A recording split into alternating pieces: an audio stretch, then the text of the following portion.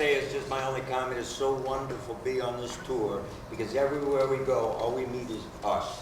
And it's like just everywhere we go, it just feels like home. And we realize that with what's going on, like Bill Moyer says, if you're not terrified, you're not paying attention. So this is the real deal. And we are the Jedi because if pretty is as pretty does, that's the evil empire. And we have to stop them, and it's us that'll do it. So I wrote a poem. To impeach or not to impeach? That's the present question. And to those who are wavering on this issue, may I make a suggestion? That you take off your blinders and have a good look at the litany of White House crimes. And you'll see what the rest of the world sees. Our leaders should be serving hard time. Yeah, High crimes and misdemeanors, the list is as long as your arm. And if we don't impeach them for their bloody crimes, we'll be doing our nation much harm. They lied to Congress to provoke war with Iraq. They started the war, there was no need to attack. They bombed cities filled with the innocent and caused unbelievable strife.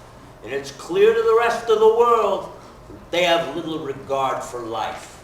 Amen. Baghdad is the cradle of civilization, and we're turning it into a grave. The land of the free and our democracy are being led by an ignorant knave. Quaint is the word they choose to use to describe the Geneva Convention, which says you can never torture prisoners, no matter what your goal or intention. And many have been tortured, and some until they die, and the rest of the world calls out, why? Why?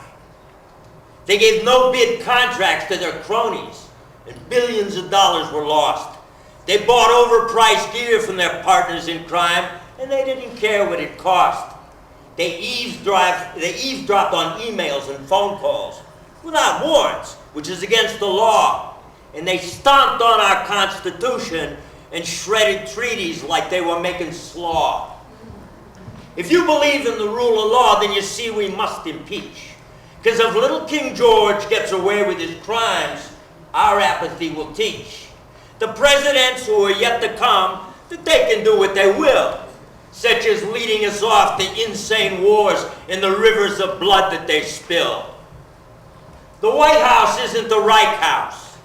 It's the house of all the people.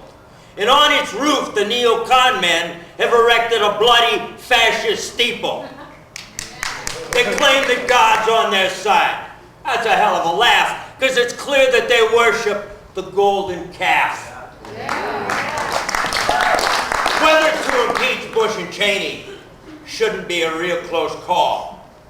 They've stomped on our laws with impunity, and they're causing our nation to fall. Impeach them, impeach them, impeach them. That's the people's cry. Because of these madmen in the White House, hundreds of thousands have died. They've squandered our nation's treasure and sent our children to a fiery hell. Impeach these criminals, we demand of you. Let's get rid of the sulfurous smell. This administration believes in the rule of force, but this is the rule of law. Bush and Cheney must be impeached.